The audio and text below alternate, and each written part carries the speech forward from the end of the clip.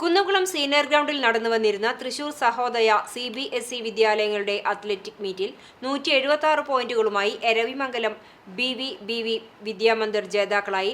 Mulankunnathukavu KMB Vidyamandir 143 പോയിന്റോടെ രണ്ടാം സ്ഥാനത്തും തൃശൂർ ദേവമാത 120 പോയിന്റുകൾ നേടി മൂന്നാം സ്ഥാനത്തുമെത്തി.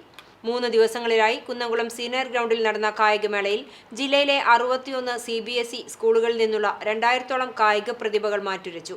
സമാപന സമ്മേളനത്തിൽ SSCT പ്രസിഡന്റ് MK രാമചന്ദ്രൻ അധ്യക്ഷനായി.